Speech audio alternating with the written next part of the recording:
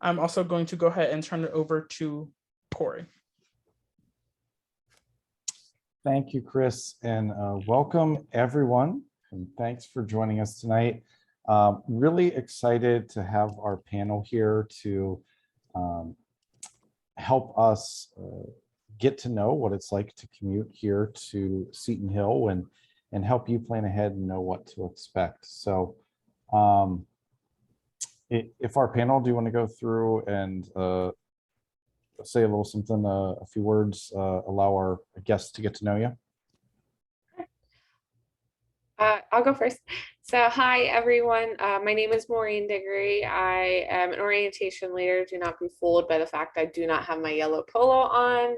I just accidentally left it behind.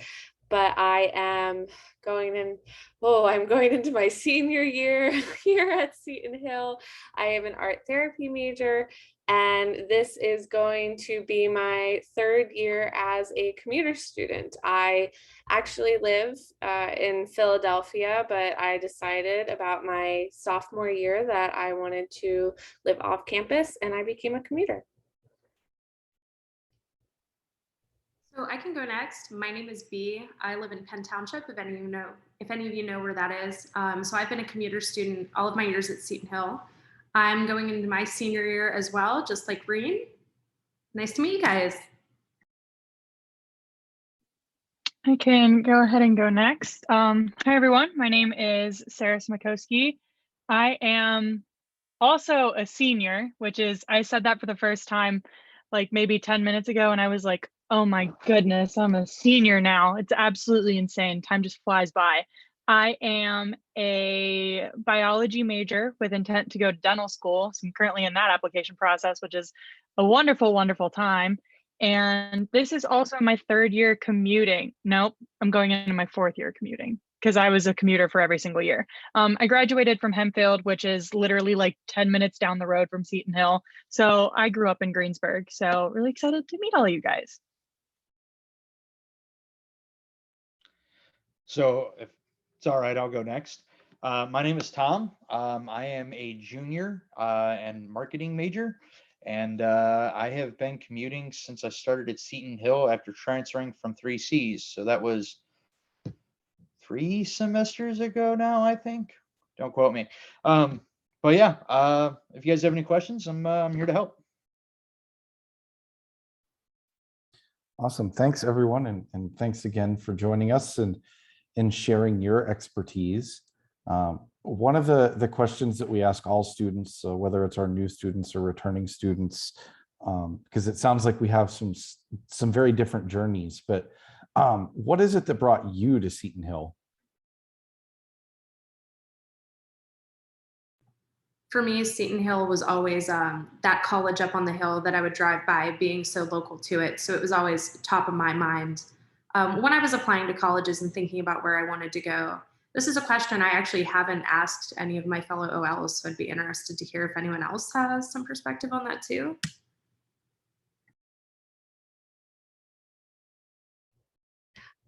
So I always love getting asked this question. It always gives me the opportunity to gush about how much I love my school. But from being across the state, the choice to move to the Pittsburgh area, you know, I always joke like I was in enemy territory my first year because Steelers, whatever. But you know, the thing that brought me to Seton Hill was, of course, my major. But when the first time I went to campus, that feeling of like, oh wow, this is a unique feeling that I would not find on any other college campus. So even as a commuter, I still hold that feeling of like, this is home in some way. Whenever I was a senior in high school, I, at the time, thought I wanted to go to medical school. And one of the things about Seton Hill with their biology program is they have this amazing program with LECOM, which is a medical school that is actually located right on Seton Hill. They have their own little building where they do medical school courses and everything there. So at the time, I was drawn because of that program, as well as just kind of the, like Maureen said about how you just walk onto Seton Hill and you just kind of like, there's just this feeling about it where you're just kind of like, this is not what I was expecting, but like in the best way possible. It's just, I don't know what it is about that campus, but just whenever I am there, I'm very, very comfortable with what is going on around me, and I'm comfortable with the people there. It's really kind of a spot where you just kind of really are able to find yourself. And going in, I was obviously a little bit nervous, but at the same time, I knew that I belonged there, weirdly enough. So I've got a little bit of a different story. Because I transferred from 3Cs, from Westmoreland County Community College, Seton Hill had a partnership program with them regarding taking their business administration program. So for me, it was kind of a no-brainer. However, I will say this: the first time that I actually drove up the hill, it was definitely one of those things. It's like, okay, you know what? I think I'm going to like it. And then the longer that I've been, the more that I've spent time on the hill, it's, I love it. It was the right decision.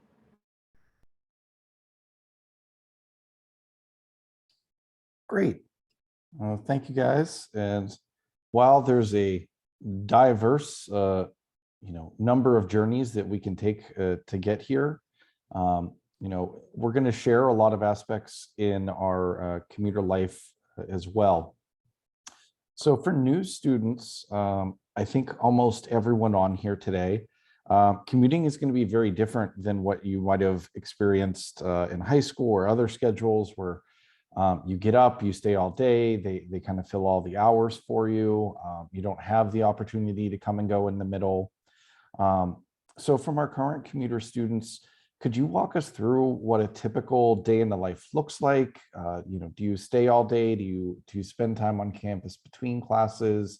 How do you fill the time to be productive? What can students expect from that experience?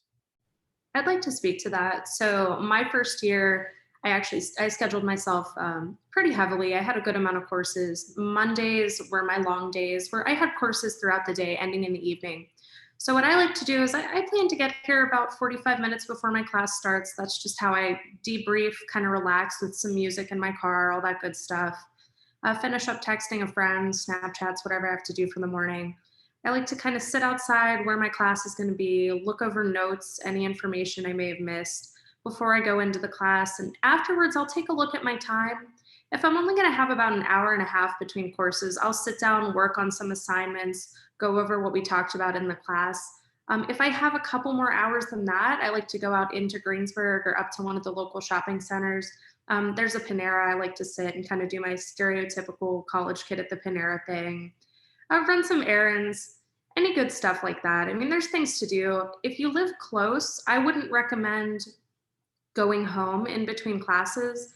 There's so much that Greensburg has to offer, and there's so many nice little spots you can find on campus to make yourself comfortable and work on your assignments and tasks without running home in between. So I'm a little different. I'm sorry, I didn't cut. No, you're good, Tom. Go. You're good. Oh, okay, cool. So yeah, I'm a little bit different.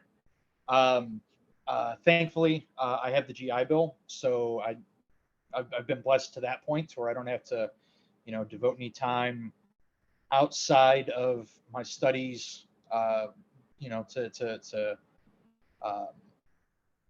towards work or whatnot. So for me, the way that I do it is I typically arrive like 30 to 45 minutes before my first class. Like, quick tip, if you have a class at like 10 o'clock, it might behoove you to show up at like 8:30, 8:45 to make sure you get a good spot. Parking is like that. I go from my classes. I will go to the weight room, spend probably a good 2 hours in there. And then, to be honest, I'm in the library until almost 10 o'clock at night, making sure that I get all of my stuff done. For me, it's all about succeeding. And, if that means that I got to put a little time into it, so be it. So for me, the best way that, I started doing it is that, going into your first year, you might not have as much say as what, your schedule looks like exactly. But once you get into your second, third year and you can choose like, I only have classes this year or this semester on Monday, Wednesdays, and Fridays. So that's only 3 days that I'm going to be driving to campus. And I intend to stay. I scheduled those classes. So I'm there from 12:40 until 8 o'clock.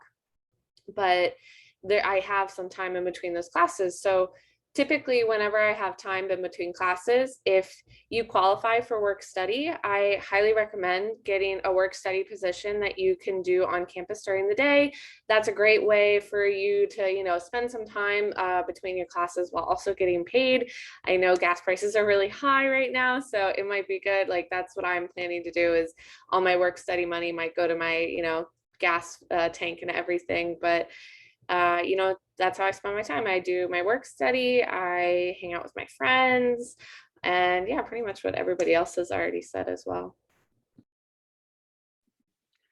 So I'm kind of, oh, sorry, did I just cut someone off? No, it was me. Go ahead, please. Okay. All right. So I'm kind of the type of person that likes to schedule all of my classes in the morning, because kind of like what Tom said, if you have a class that starts at 8 a.m. or a 9-10 class even, you can pretty much say that you're going to get a fairly okay parking spot on campus.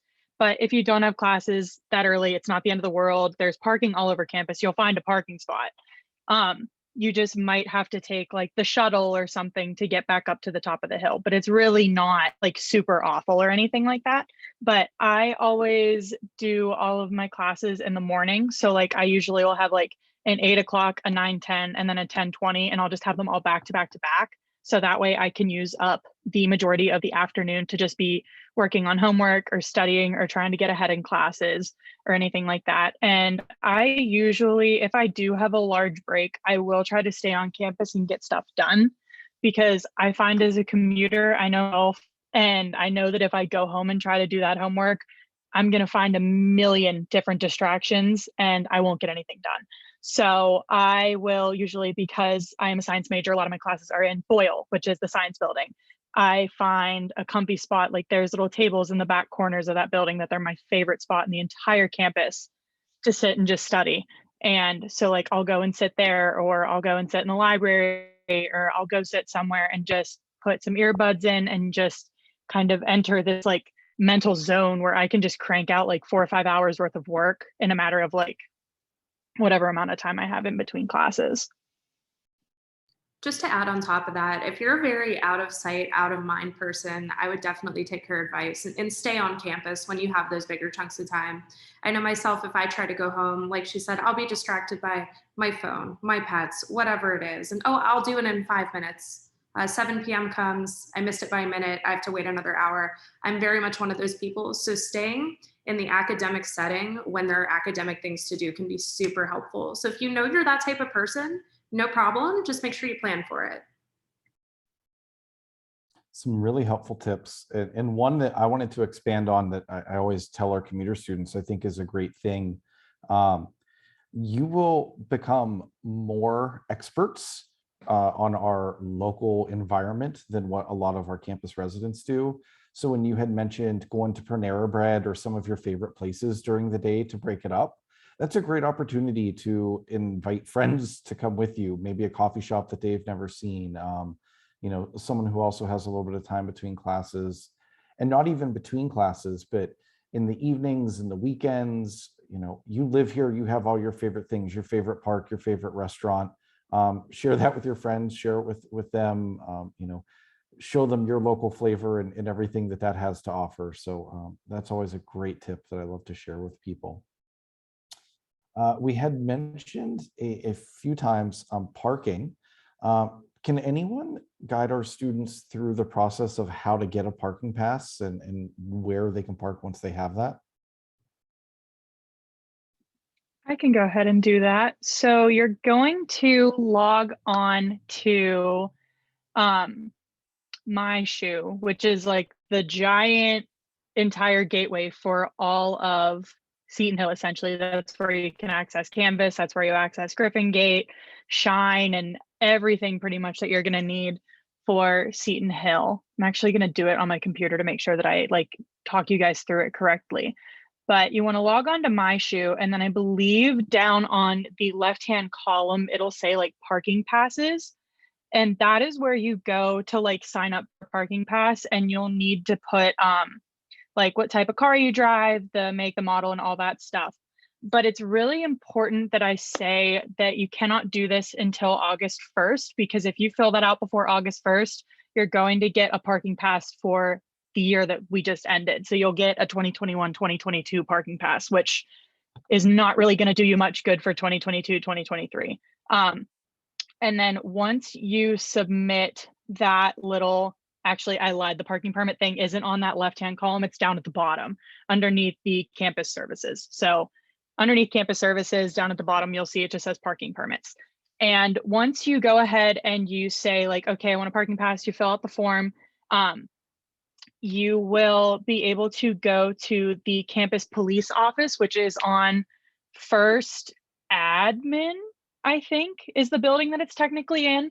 And it's like right behind the Greensburg room. And 9 times out of 10, you're going to have to call one of the security guards, which they just have a phone number posted like right on the door, because they're usually running around campus just making sure everybody's okay. You'll have to call them, and then essentially you'll just walk in the office, they'll ask for your name, and then they'll pull up your little your name on the parking pass thing, and then you'll get your parking pass, and then you just hang it on your rear view mirror in your car. It was kind of a lot of word vomit that I just threw at you, but it's honestly a pretty easy system for getting parking permits. And then once you have that, I believe commuters are able to park A, B, C, D, boy, like you're able to park pretty much wherever you want on campus, which is really nice because I know residents are only able to park in the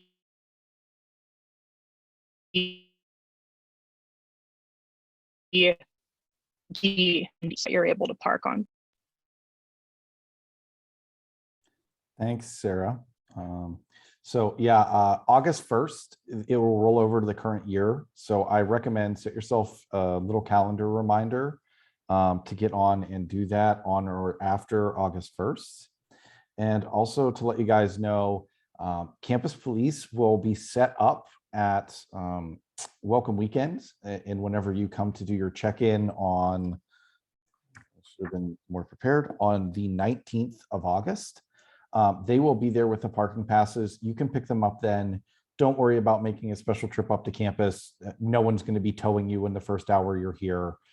As long as you have it for that first week, you'll be absolutely fine. So don't worry about making a special trip up. You can absolutely get that whenever you come to campus for your welcome weekend.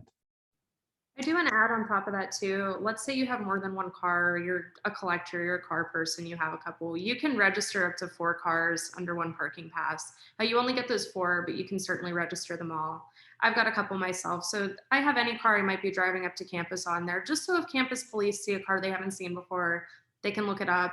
That's B, they know I'm a student there and it's no big deal.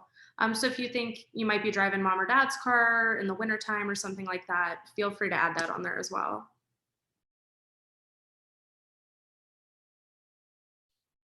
Good point. Good point. Yeah, if you have multiple, you can add them. There's nothing that prevents you from having those in, some backup vehicles. Oh, Reen, were you gonna? I was gonna add, just so you guys know ahead of time, residents and commuters have different color parking passes. So, and you cannot share between friends or anything. Like if your one resident is like, hey, I really need to park in A today, can I have your commuter pass? It's registered to your car and your license, and if you take their resident, like it's different colors. So that might, that came up last year where a resident asked a commuter if they could have their parking pass, and it was like they're different colors, they're registered to your car, but yeah, your pass, your car, everything like that. And actually, I appreciate it. Sarah said commuters can park anywhere. I will add any designated space. That does not include fields, grass, sidewalks. People, especially the first couple of days of classes, as we feel it out, people kind of abandon cars everywhere. So that first week, make sure you get here a little extra early just to make sure you find yourself a spot and get to that class on time. But could you guys share a little bit about your academics and academic success and what it's like to attend classes and work with faculty as a commuter student?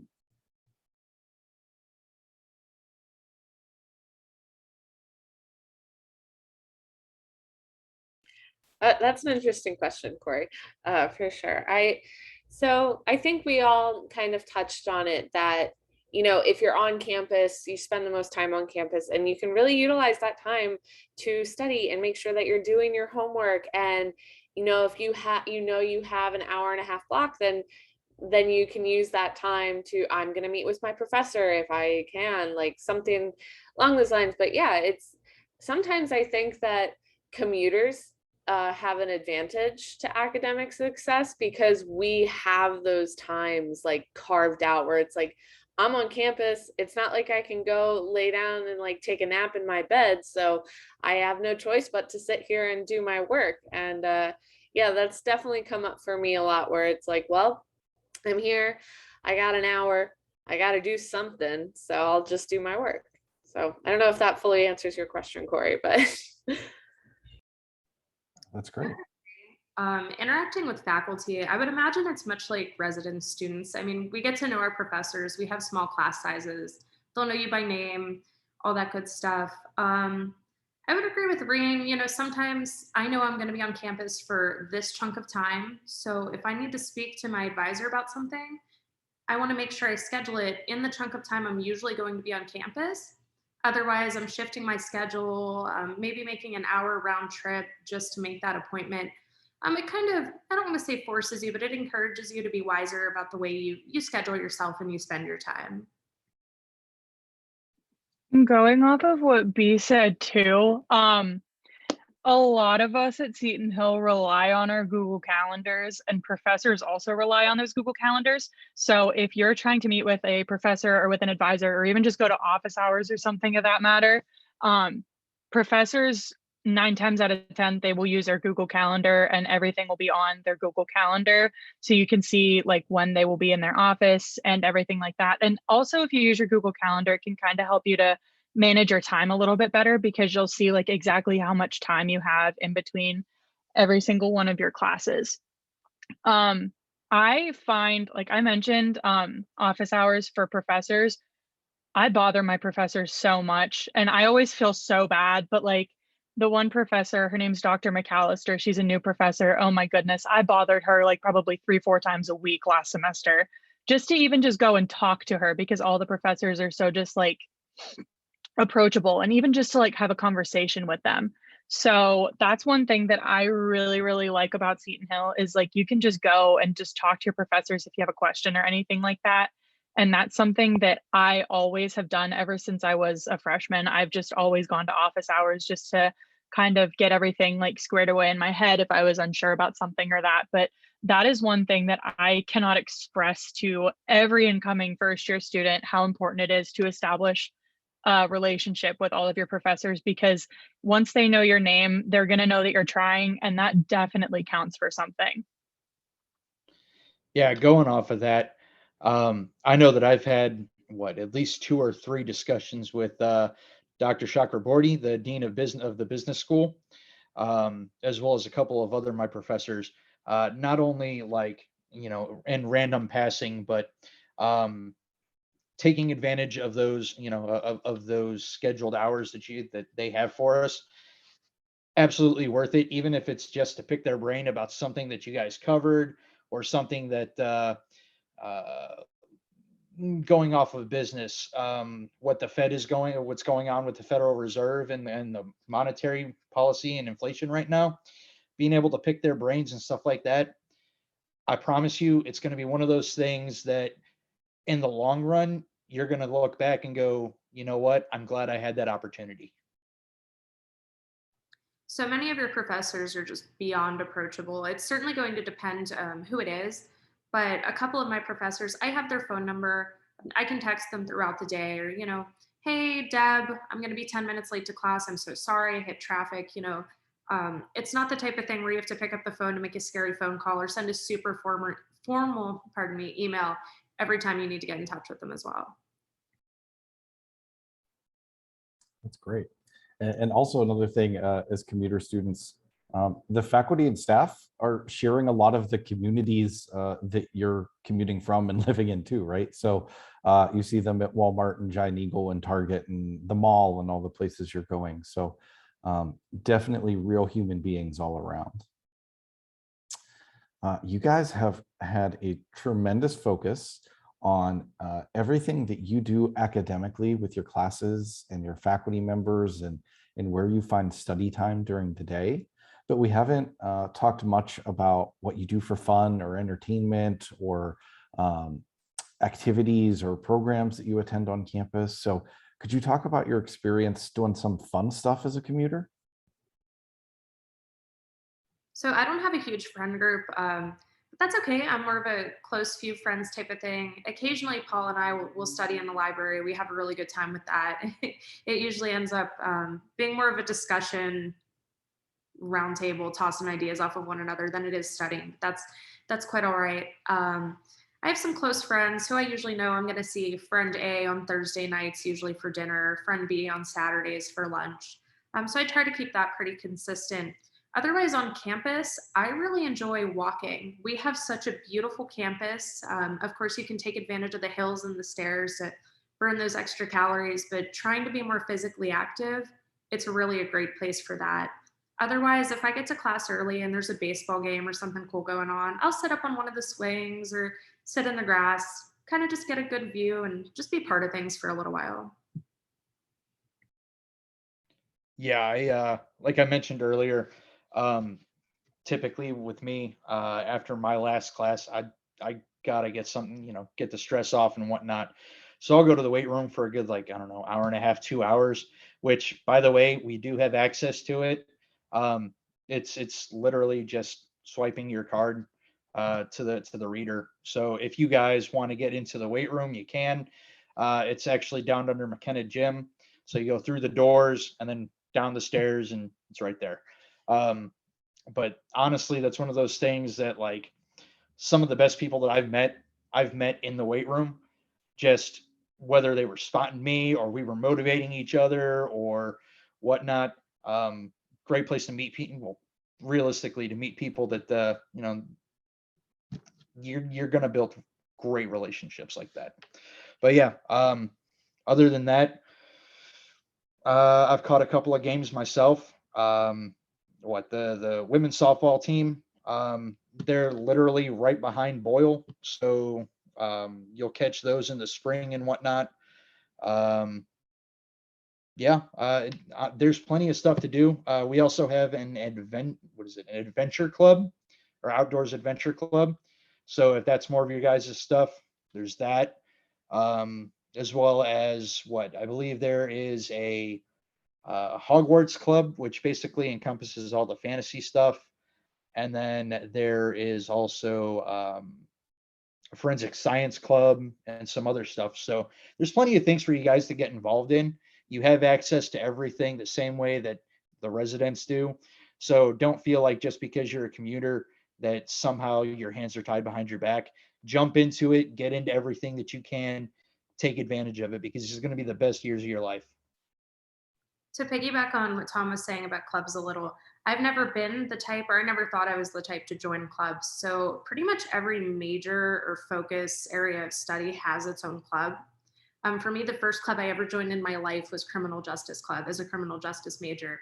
It has really helped me kind of parachute out and meet people within my major, find partners to work on projects with. So if you're not the type to join clubs, maybe you could start with your major. Yeah, B pretty much hit the nail on the head with that one. There are clubs for, I think, every single major, probably. If not, don't be shy to start one. They're very easy to start clubs too. I'm in a fairly new club called Pre-Soma it's the pre-medical club essentially.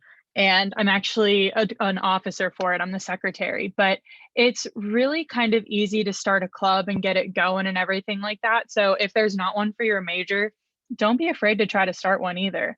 And I'm also involved in student council. I'm on the I am a CLRB board representative for the class of 2023. So I'm considered a class officer for that too. So that's another way that I got involved. And obviously we're all orientation leaders. That's another great way to get involved too.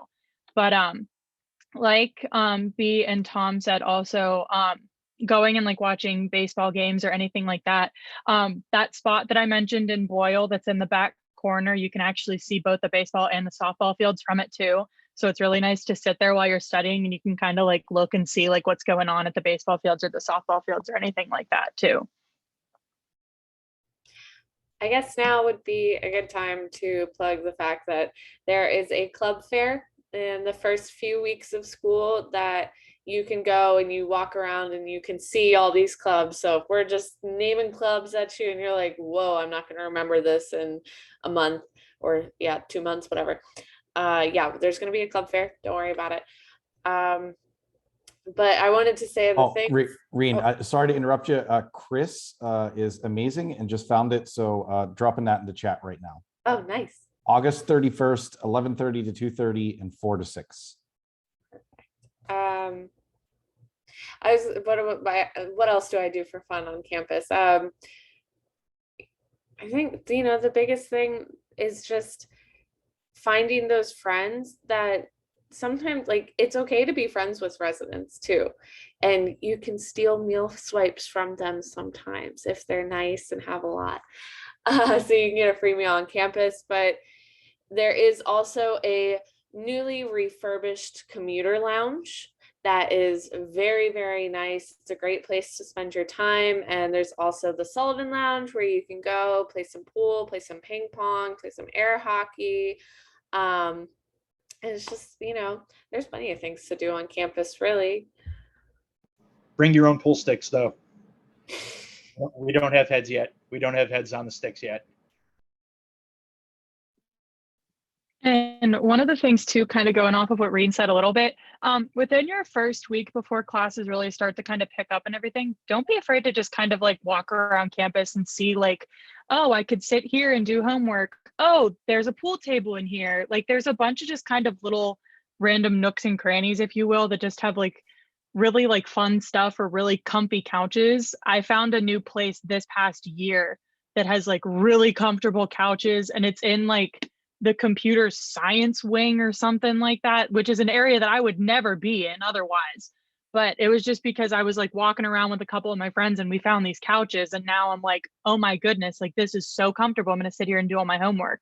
So just kind of like walk around a little bit, even during like welcome weekend, if there's like some free time, whenever there's like not an event going around or something like that.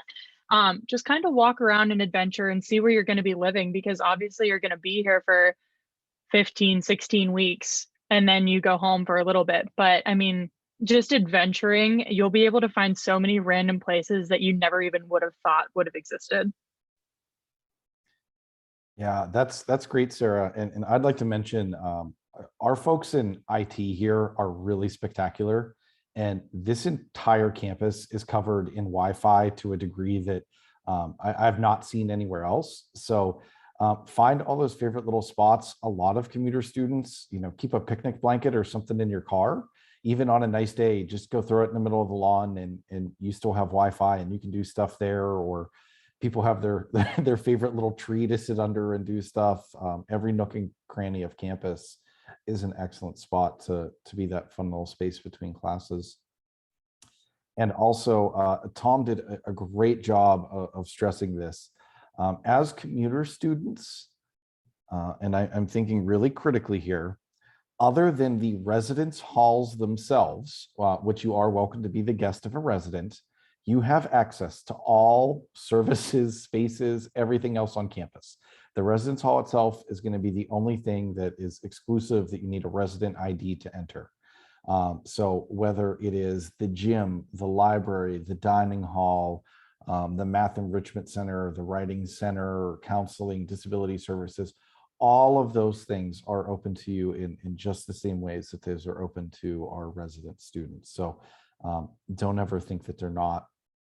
And we did put that involvement fair date and time in the chat.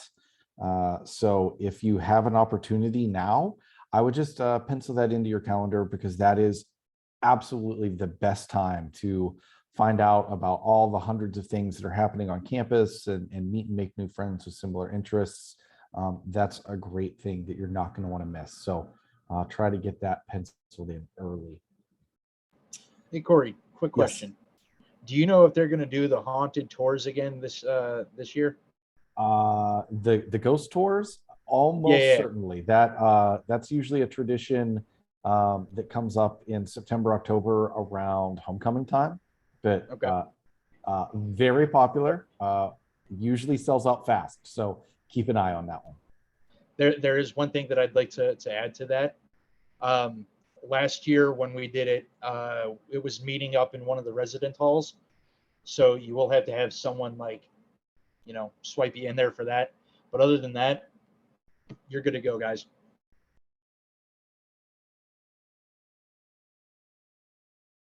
Speaking about all the resources that you can use as commuter students, could you talk about some different campus resources and offices that you've used throughout your experience that made your lives a little bit easier, whether personally or academically, or just getting what you need to make your day nice and easy? So Mhm. services. Oh, I'm so sorry. No, you're fine. Go ahead. Health services is awesome. So obviously I have my own doctor who I see regularly because I don't live on campus, but I've got allergies and some other issues. So sometimes, you have a situation or you need a Benadryl pill or a Pepto, something like that. They've been super helpful anytime I've been in a pinch, walk up, hey, I'm having this problem. They've also always been super caring and quick to help me out with whatever I needed. So instead of leaving campus, driving to a pharmacy, buying what I need, feeling miserable, they're right there for you. Yes, health services is absolutely spectacular. Plus, if something bad really happens, or if get the good old symptoms for the wonderful COVID that is going around, they're also really they do a very good job of scheduling you a COVID test and all of that fun stuff that comes along with that. But my favorite thing on campus, and I use these so much, is the private study rooms in the library. I cannot stress how much I love those study rooms, because they are it's like a room where you can fit probably like 2 to 4 people. I've fit like 8 people in there before studying for a final or something like that. But they usually have whiteboards in them. They all have Apple TVs, which I believe, if I'm not mistaken, like almost every single TV on campus is an Apple TV, which is a wonderful resource too, because you can kind of just hook the TV up to your computer, or you can just play like AirPlay on it, and you'll be able to sit at pretty much on it, and you'll be able to see your computer screen.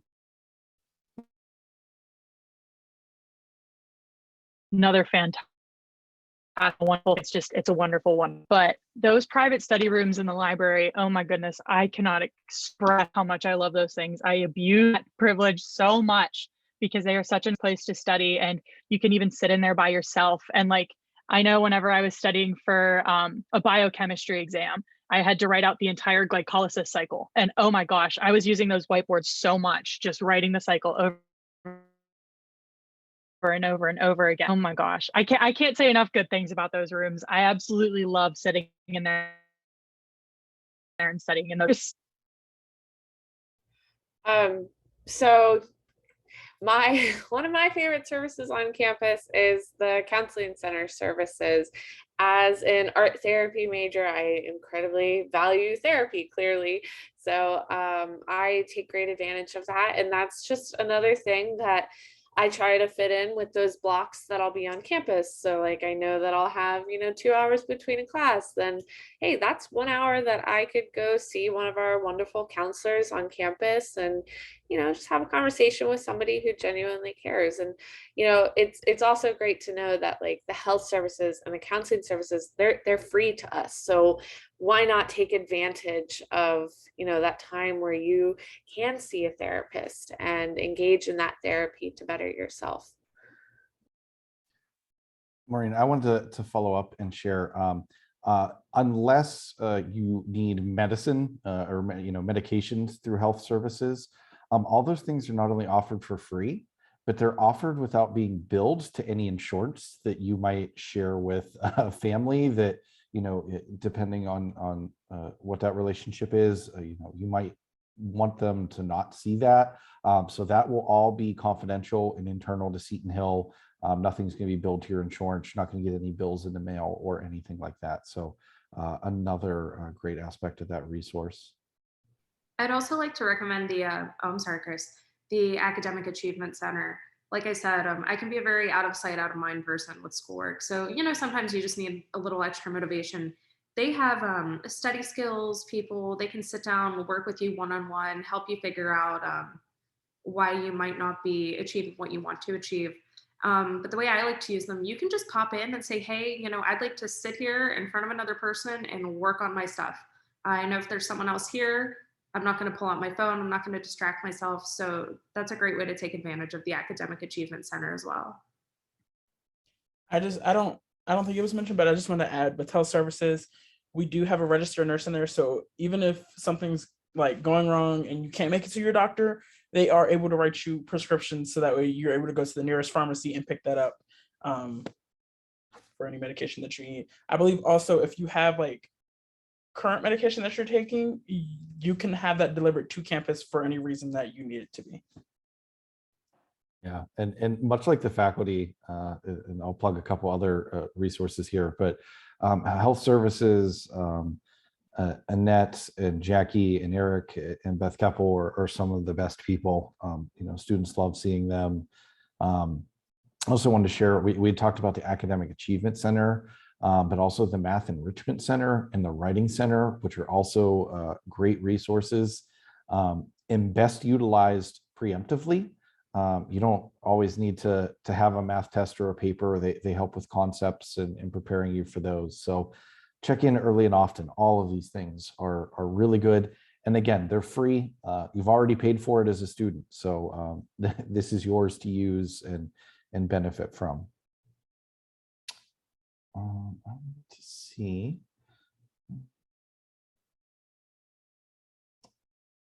I think if you guys could share a little bit about time management. We've talked about how it was a little bit easier as commuters, knowing that you had that time in the middle of the day that you could dedicate to studying, but you've talked about a lot of different things and all the places we go and everything we do. So how did you adjust to being a college student, especially one that might be losing an hour or more a day to travel? How do you manage your time and how important is that for you? Time management is huge. It's something I was never really good at it, especially in high school, because you have your 40-minute class, you have it every day, same thing day in, day out. Well, here you might not be used to having an hour and a half class that you have twice a week. So you might have it Monday, Tuesday, you forget that you had something to do. So I'm really big on writing things down, having a planner, kind of the obvious ones, but keeping a backup on my phone as well. And I kind of have an accountability buddy as well, someone to say, hey, what are you working on? Because I know there's probably something I'm forgetting. As far as using my travel time, if I have a test that I know is going to be memorization based, like remembering the name of a painting, when it was painted, and the artist, I will record myself on my phone saying the information. And instead of listening to music or a podcast on the way to campus, I'll listen to myself and repeat the information back to myself to kind of use that 28 minutes, half hour as study time. I also want to say, that's a genius. I can't believe I never thought of something like that. Maybe I would hate listening to myself for a 45-minute drive. But I think one of the biggest things that comes to the time management as well is allowing yourself to get to campus early enough that if there is no parking, you can drive around for 10, 15 minutes waiting for a spot and not be late to class. I had a few close calls and a few late classes where, I got to campus and, it seemed like everybody and their mom was on campus that day. All those parking spots were full and I got to class late. And it's just one of those things, like that's also a time management thing. Allow yourself that 10-15 minutes to get to class and know, like, if there's no spots, I have time to look. If there are spots, great. I'm a little early to class.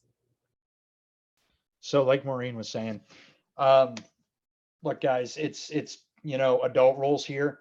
We're on our own, we're on our own. There's no one going to be holding our hand, walking us through things. Early is on time is late. Late is you might as well not have showed up at that point, because how much have you probably missed already? My best advice, if you think that you've got a 30-minute drive, leave 45 minutes prior, because traffic is always a nightmare, especially coming through like Youngwood over here. They're completely redoing the roads, so it like I mean, I've sat in traffic for a good 15-20 minutes. So plan for the worst and hope for the best. You guys have 20 minutes to get from class to class. It should realistically, you can get across the campus in like 5-10 minutes. So, get there, get yourself situated, and that way whenever you go to start your class, it's just okay. Get yourself in the right place, in the right time, in the right mind frame, and then just have at it. That has been my key to success this entire time, and I can't stress it enough.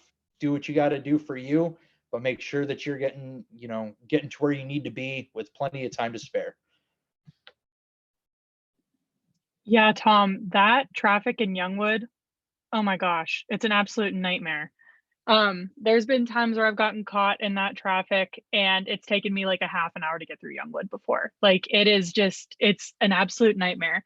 But yeah, just like all of the other else said, it is so important to make sure that you give yourself like at least a 20-minute window to get to campus so you can search for parking, or if you have to park an E-lot, you have enough time to take the shuttle up to the top of the hill. Or if you want to walk the stairs, walk the stairs. To each their own.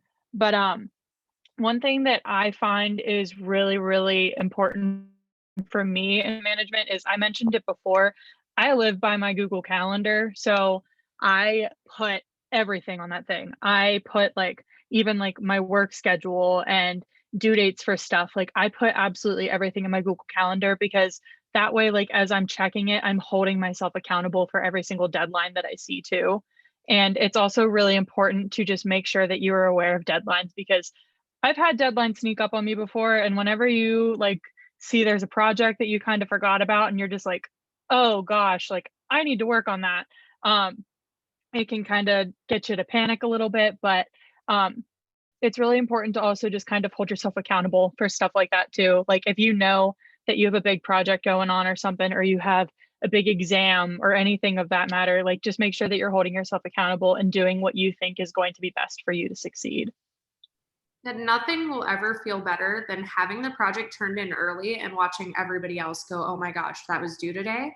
Yeah, get it done early, work on it chunk by chunk. It's definitely doable. It's an adjustment from high school, but it's definitely doable.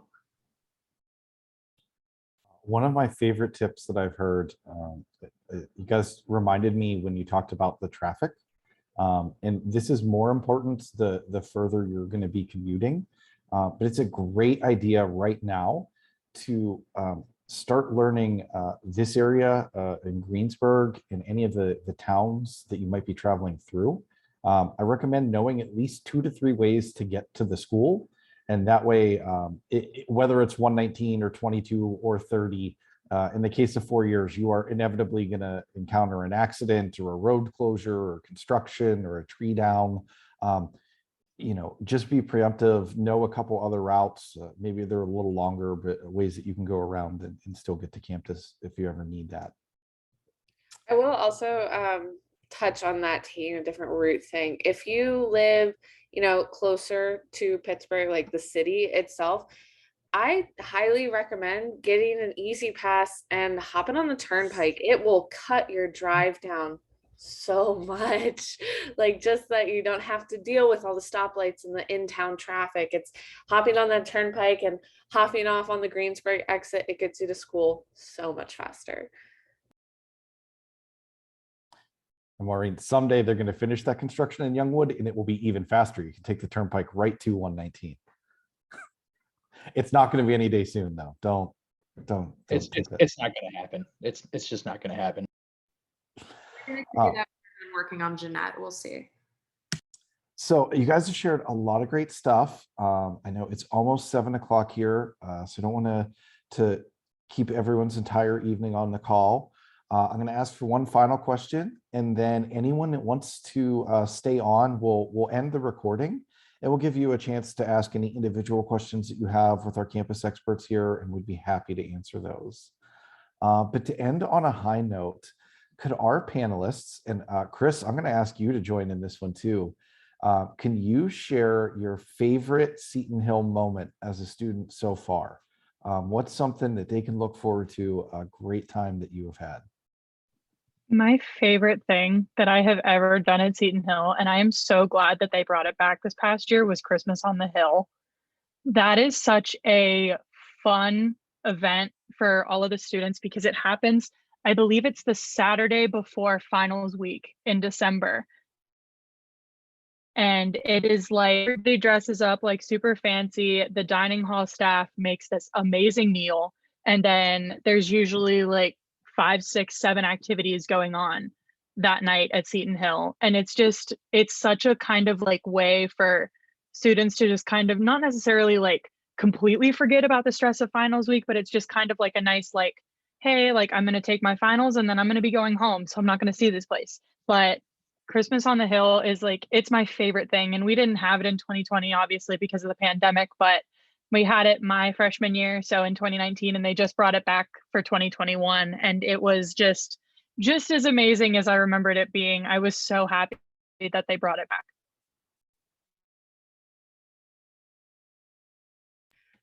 Okay, so it's I'm like, oh, I have too many. But I definitely think that one of the greatest, Seton Hill moments was, it was my freshman year, and our football season was not going well. It was not going well.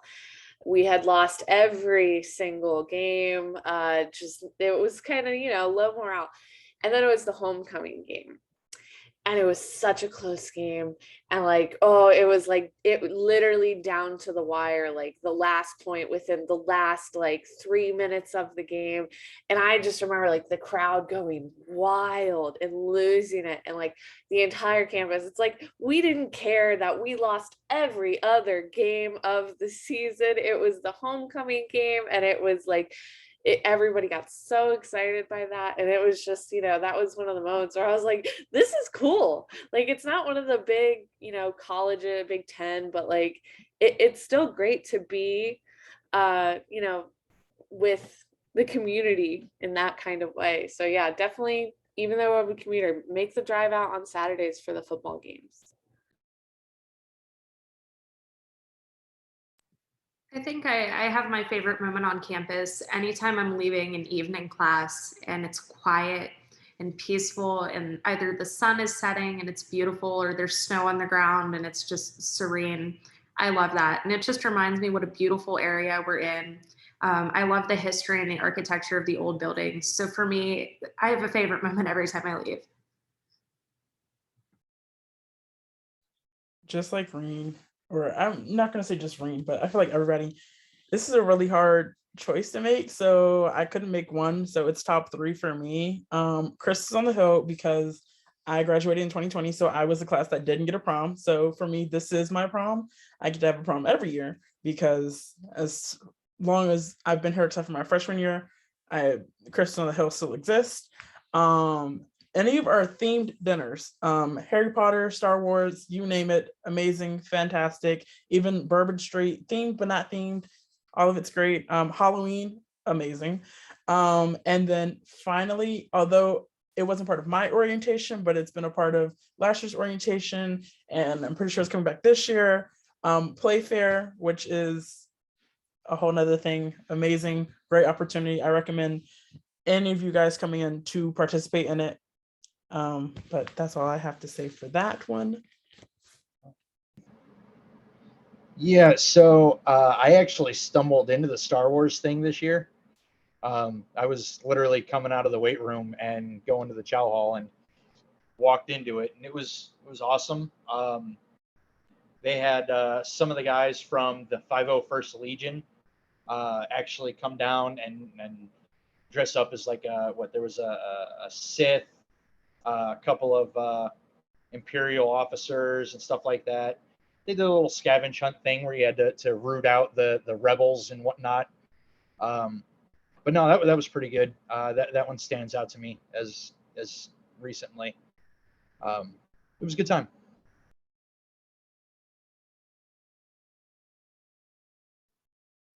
Yeah, some great things to look forward to, some highlights. These things, a lot of these are also campus traditions that will happen every year. So things to look forward to. I am going to send it back over to Chris, who's going to wrap up. We'll let you know when that recording has ended if you wanted to stick around and ask any questions. But for myself, from the Office of Commuter and Residence Life, we really appreciate you joining us and hope you have a great evening. And we'll see you again in just about a month. As Cory has said, thank you. And thank you to our panelists, Cory, everybody else. Any of our sessions can be viewed on the Road to the Hill website, which is roadtothehill.setonhill.edu. Doesn't really, because you guys are commuters, it doesn't really apply to you, but if you'd like to join the session, tomorrow we have our virtual residence halls tours at 7. And then after that, we have another Griffin gathering at 4 p.m. On July 11th. And then on July 15th, if you all haven't already come to your orientation, we have a July summer orientation. And then July 18th, we have our first generation panel, which I believe is at 6 p.m. That is all that I have for you guys. And as I have said before, if you come to 3 or more, you get an exclusive SHU swag item. But thank you all for coming.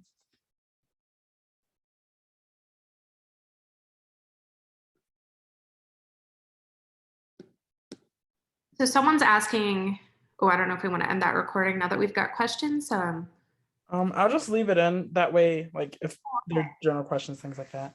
Yeah, for sure. So the question is, should we get an on-campus mailbox? I wouldn't really recommend it. If you're living at home with your parents or you have your own apartment, you're living with some other guardian, whoever it may be, you have a permanent address where you're getting your mail. So long as you have access to get your mail and your packages at that location, it shouldn't be a problem. They're maybe a little bit antiquated at this point. A lot of stuff's going to be digital advertisements if there's fun stuff coming up. They're going to use email way more often than physical mail for anything that needs to go out to campus. You're welcome to have a mailbox. That's something that you are welcome to. On the flip side of the mailbox, we also have lockers available. The lockers are not antiquated. You can keep some extra snacks here or an umbrella, half of your books so that you're not carrying around 100 pounds all day. So a mailbox I don't think is a necessity. I would absolutely recommend whenever you get here, see Miss Judy in Mara Hall and she will get you a locker.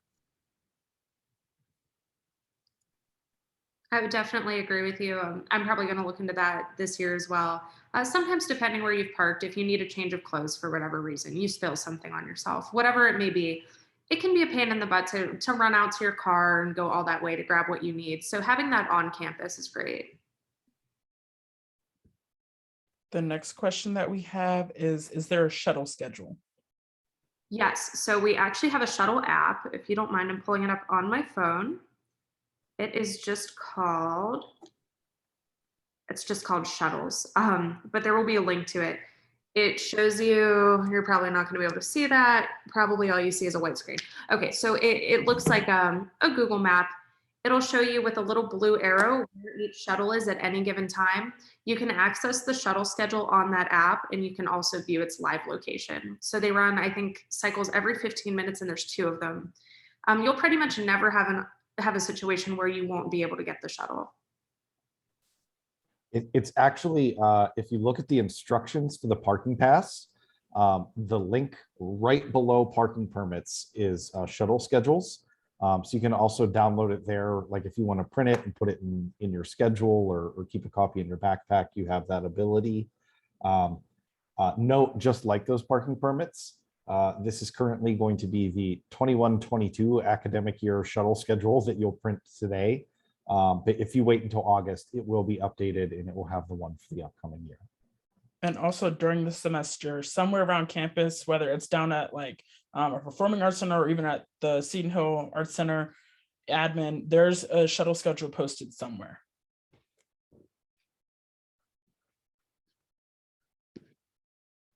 So moral of the story, if you ask again at Welcome Weekend, we will 1000% be able to show you all the shuttle schedules. They just haven't been made yet.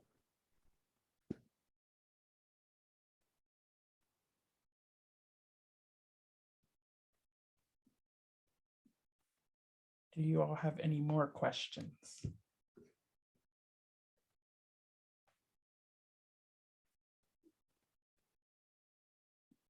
Well, if you don't have any more questions, you can always email us at, when does class start in the fall? You think I would have this memorized, but it's August 22nd is the first day of traditional classes. So if you don't have any Monday classes, that might not be the first day for you. There are some Saturday classes. You probably won't have any of those, but on the rare chance you are signed up for a Saturday class, it might start on August 20th. So double check that on your schedule.